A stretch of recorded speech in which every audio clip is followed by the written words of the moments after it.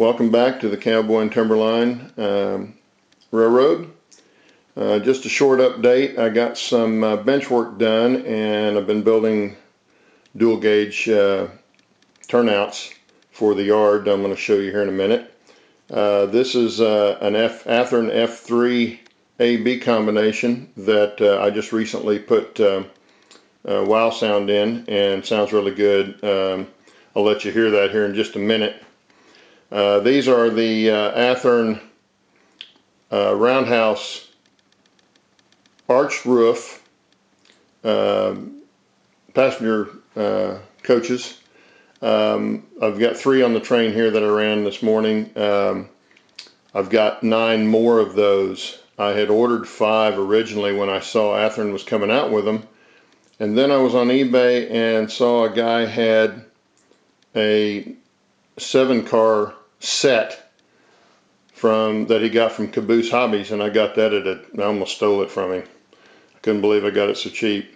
But anyway, I'll be able to do 2 pretty good sized trains on here, but these are shorter than your heavyweights that you normally see for passenger trains, and so they'll handle the smaller curves, as I've got a 25-inch minimum radius on this layout for the standard gauge.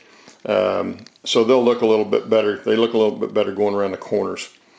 Anyway, let's get to, let me zoom back out here, and we'll get to what I've been working on. You saw this in the last episode or last update. Now, keep in mind this is temporary trackage because I've been building the turnouts, and I'm kind of planning as I go. But they will come across here. I will have 2 turnouts on this lift up section right here. This is the lift up section, but that shouldn't be a problem. You can see I made it relatively thick so I can get the tortoises in there. They'll barely stick out the bottom, and I'll show you the bottom of that in a minute. But the trackage is going to come around this way. Both of those lines will be dual gauge. And here are some of the turnouts that I did. And like I say, this trackage just laid in there temporary, kind of give you an idea of what it's going to look like right here. Now we get down here, I've got a couple of turnouts that I built. The nice thing about the Fast Tracks jigs is you can kind of custom build your turnouts like you want. This particular turnout right here, you can get it up here so you can see it, is dual gauge going straight. Let me get this better. There we go. Dual gauge going straight and narrow gauge coming off to the left. Now that does have a set of points. So the one thing you got to watch is when you're coming through with the dual gauge that you are set for the through route and not the diverging route, because you will derail the train. I've got a couple of those set up right here, because to the left of that will be the narrow gauge yard. The roundhouse off here in the distance, I've got it marked out where it's going to be. It'll be a 65-foot turntable. A guy in England makes a kit that is the Durango turntable, which is, you know, plenty big enough for the K36s, which is all that'll be the biggest ones that'll be on that turntable. It's going to be a combination, kind of a kit bash roundhouse. I've got 6 stalls of a Como, Colorado style roundhouse that'll be from the yellow spot there over to the white spot, and then the 4 here are from the Midland, Colorado Midland Railroad style over in Colorado City that was there. Those are a little bit different in how they built that building, but I'm going to kit bash those together, so I have plenty of roundhouse stalls there for the narrow gauge equipment, because this will be the terminus for that, and then of course it goes off around this side all the way back around and climbing all the way to this area, which is actually going to be a mountain. I think I've said this many times. It's going to be a kind of a mountain here, and the narrow gauge will climb up through that mountain, and it'll branch off at this wall and go both directions. So I'll have a town over here up in front of this window, and then it'll come back over this way up here to the upper level. I just wanted to clarify some stuff about the dual gauge track situation. Obviously these are just made. I haven't even cut gaps in them yet or put the wooden ties on them yet, but you can still see the track arrangement. It's narrow gauge and standard gauge, and this particular turnout goes both directions with both gauges. This one also goes both directions in both gauges, but they're different. I don't know if you notice that right off, but one of them, the narrow gauge, is on the left side of the standard gauge tracks. This one is on the right side of the standard gauge tracks. And so you have to kind of keep that into consideration when you're building these for what you're wanting to do on the layout. Because if I take this one and go this way, and I'm going this way, say, now I need to come in with another opposing track. These were different tracks, but you can see now that the narrow gauge is now going to line up on the correct side on each of them. Even though if I line them up straight, going the same direction, they're different. So you have to keep that in mind when doing it, and it's not that I haven't made a mistake with it. Trust me, I have. But you do have to take that in consideration in your track planning. That's one reason I did a basic track plan that I showed you in one of my earlier videos. But this track plan has changed. Not in the overall sense, but in the nuances of the track position. I like to see how it's going to play out as I go instead of having to change it after I get it put in. Now this is the, oh, excuse me, that's not the one. This is the one. This is the one I was telling you about earlier that is standard gauge or dual gauge, excuse me, going straight through, and narrow gauge just going to the right. So the standard will go through and the narrow gauge will go straight through on the through route, and the diverging route is narrow gauge.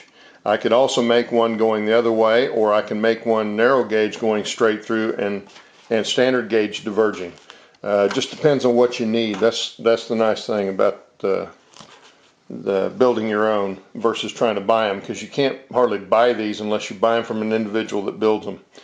This particular turnout, which I showed you earlier, but I didn't talk about it. This turnout has no points on it. As you can see, there are no moving points on this turnout.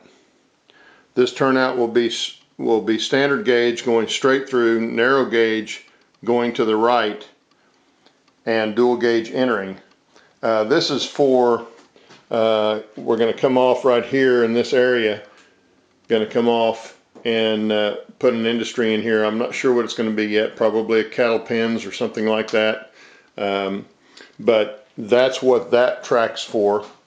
And that way I can put this somewhere where it straddles a board on the bench work or something like that, where I couldn't easily get a switch machine in for. So that's a good way of doing stuff like that.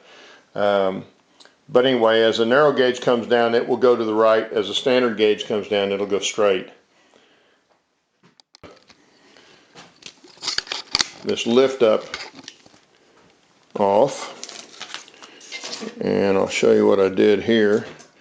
To be able to get the track to clear itself right here at the joint, you can see where I'd put a piano hinge on here at first, which worked really well until you put the track down. Once you put the track down, lifting it up would cause the track to be in a bind. So I had to move. I'd seen a fella do a lift up on his layout. Very, very simple lift up for him for a layout. Mine's got a lot more track on it, but it worked really well. And his is set up a little bit different, but I got the basic idea from that, which was moving the pivot point out away from the joint. And by doing that, now I can lift this up, and as you see, that'll drop straight down away, and I can still have a narrow gap there, but I can lift up. And then on the other end, Down here on this end, I can have the same setup. Hold this thing with one hand here and lift up like that. I've got aluminum angle bracket down on the bottom to hold it level. And then on the other side, I'll go through here, I have a single piece of aluminum. And all that does is just make sure it comes down and lines up when I drop it down. It comes in and slides right down in there, so everything will line up nice and straight. Then on the bottom of it, I was going to show you that. If I use the tortoise remote mounts, this whole bottom piece will come off. I've just got screws in it, so I can pull that off and get to the wiring. But they will, the tortoises will be sitting actually sideways versus vertical like they normally do. With the remote mounts, I can put them sideways, and they'll only stick out about 1/4 to 1/2 inch below this piece here, and that will be the only thing sticking out. All the wiring and everything will be up inside of it. So that should work out pretty well for that. But anyway, I also wanted to kind of show you the difference between the standard gauge and the narrow gauge track without being on a turnout. This is the standard gauge here. This is narrow gauge, same scale. Okay, all the buildings, everything in the same scale. This is 3-foot gauge. Then this is N scale track right here. I bought some of this because I'm going to use it for a mining track, I think, or I had planned to. But this is N scale, and it is, if it was the same scale, if this was an HO scale track, this would be HON 2.5 or HON 30. The 2.5 being, would be 2.5 feet railhead to railhead. The narrow gauge I'm doing is 3-foot railhead to railhead, and standard gauge is 4 foot 8.5 inches, or 8.25 inches, I believe. But anyway, that's kind of the difference between it. And the narrow gauge was all used in the mountains. And anyway, that's the quick little update for this week. And I will stick around. I'll give you a little slow run by of this train, and you can hear the locomotives. That's actually powered. I put both of them were powered, and I put sound in both of them, so they do sound pretty good. Anyway, till next time, have a good one.